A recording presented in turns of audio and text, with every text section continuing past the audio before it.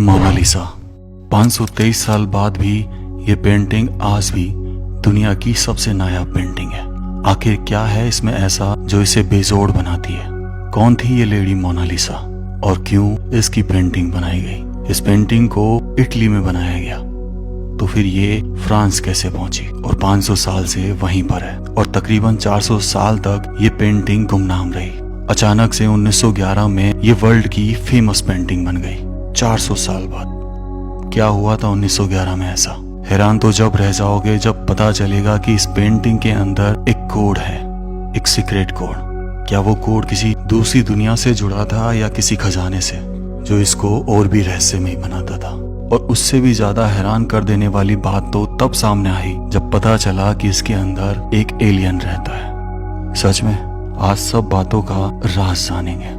इस पेंटिंग को बनाया था लियोनार्डो दा विंसी ने 1503 में इटली में। लियोनार्डो दा विंसी एक इंजीनियर थे, एक साइंटिस्ट थे, जूलॉजी के ज्ञाता थे, पता नहीं क्या क्या थे, लेकिन आखिरकार उनके हाथ से निकली एक नायाब पेंटिंग। क्यों?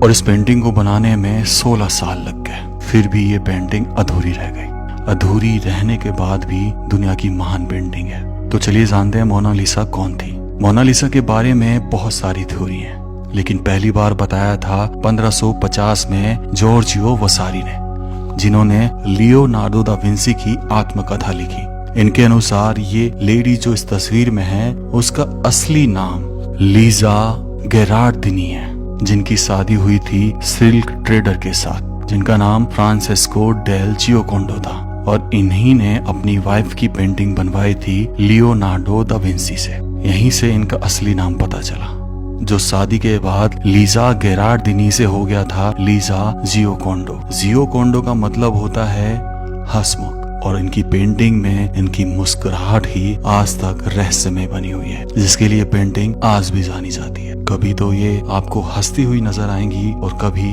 उदास।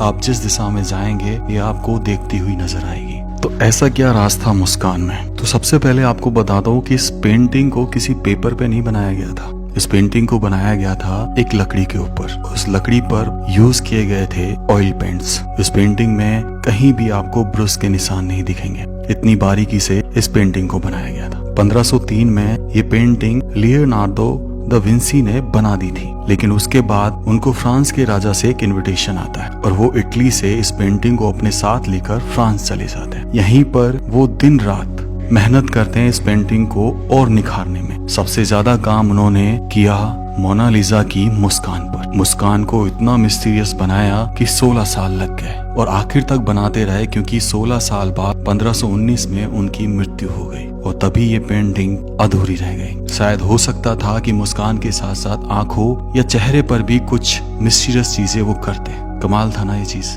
कि अधूरी पेंटिंग भी आज भी दुनिया की महान पेंटिंग में से है। लेकिन बात सामने जब आई, जब कहा गया कि मोनालिसा की पेंटिंग में 16 साल तक लियोनार्डो दा विंसी ने कोडिंग की। 2010 में एक साइंटिस्ट ने दावा किया कि मोनालिसा की राइट आई में LV लिखा हुआ है, जिसका मतलब हो सकता है लियोनार्डो दा विंसी, जो एक मैग्नीफाइंग ग्लास से देखने पर पता चलेगा। और लेफ्ट आई में CE या CB लिखा हुआ है। इसका मतलब क्या है ये मैं नहीं बता सकता। इस बात से सब हैरान रह गए थे। क्या वाकई में ये पेंटिंग कोई मिस्टीरियस है? लेकिन इस चीज को उजागर करने के लिए परमिशन नहीं मिली, क्योंकि ये पेंटिंग अब फ्रांस की संपत्ति है और इस पेंटिंग के साथ कोई भी छेड़खानी नहीं कर सकता। इस पेंटिंग को अगर आप ध्यान से देखेंगे तो एक तरीके से ये आज के फोन का पोर्ट्रेट मोड है। पीछे का बैकग्राउंड इसमें पूरा ब्लर टाइप का लगता है। काफी हल्के रंगों का यूज किया गया, विविड बनाया गया था, और जो मेन तस्वीर थी मोनालिसा की उसको उभेरा गया था। है ना कमाल की बात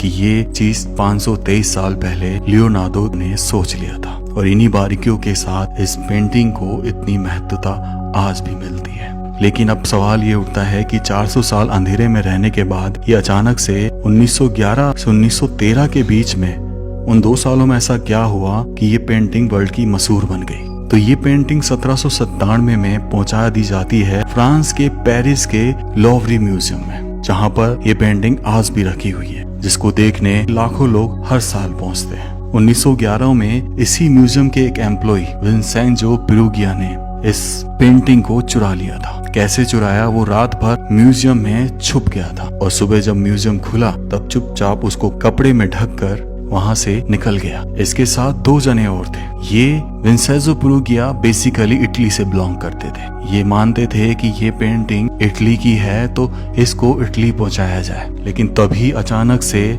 एक दिन बाद पता चलता है कि मोनालिसा की पेंटिंग गायब है और ये दुनिया भर के अखबारों की हेडलाइन बन गई। 2 साल तक इसको खोजा गया लेकिन तब भी ये हाथ नहीं आए। फिर क्या हुआ ऐसा कि 2 साल बाद अचानक से इसका पता चला। विंसेंजो पेरुगिया ने इस पेंटिंग को अपने घर के बेडरूम में रख रखा था। 2 साल तक वो यही सोचते रहे कि इस पेंटिंग का क्या किया जाए।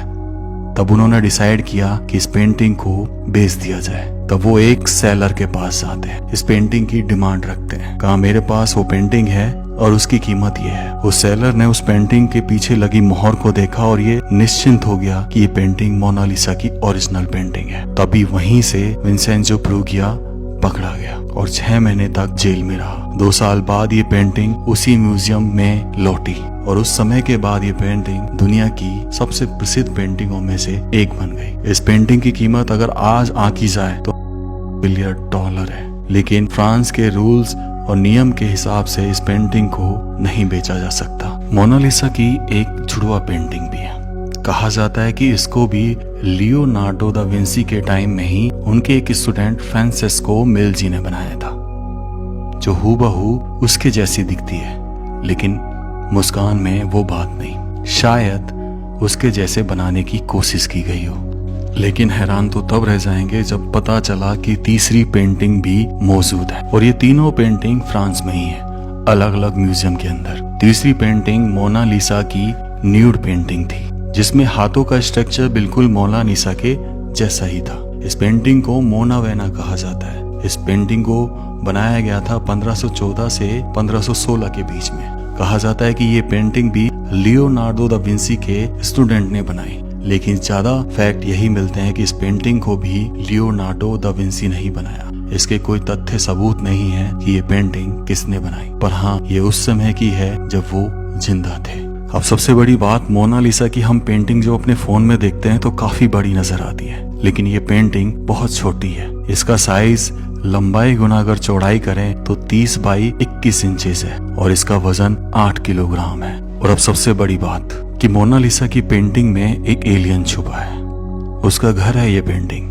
पैरानॉर्मल क्रूसिबल एक साइट ने ये दावा किया है कि जब मोनालिसा की पेंटिंग को मिरर में देखा जाए और दोनों पेंटिंग को जोड़ा जाए तो बीच में एक एलियन दिखाई देता है। लेकिन खतरनाक सीक्रेट तो तब रिवील हुआ जब इस पिक्चर में एक कोड दिखाई दिया। कहा जाता है कि लियोनार्डो ने इस पर एक कोड लिखा है इटालियन में, जिसे इटालियन में ला रिपोस्ता si trova qui, जिसका मतलब है द आंसर इज हियर, उत्तर यहाँ है।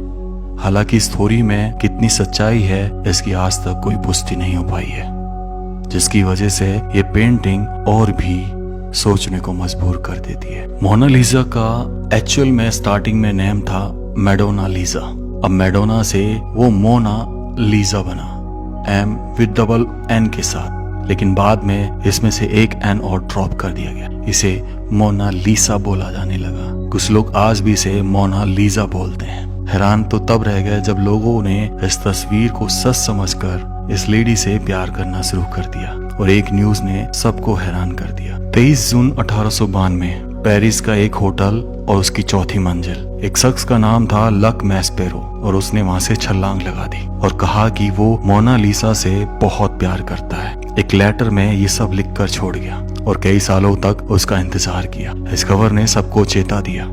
लेकिन आज भी जब लोग इस म्यूजियम में जाते हैं तो मोनालिसा की इस पेंटिंग को फ्लावर्स दिए जाते हैं, लेटर्स दिए जाते हैं। इसलिए ये पेंटिंग समय के साथ साथ और भी मिस्टीरियस बनती जा रही है, क्योंकि इस पेंटिंग में ऐसा लगता है अभी मोनालिसा बाहर आकर आपसे कहेगी हेलो कैसे हो आप। इस व्लॉग को मैं यहीं एंड करता हूँ। राम राम सा सभी को। खम्बा गणिसा राजस्थान, मेरा देश मेरा भारत।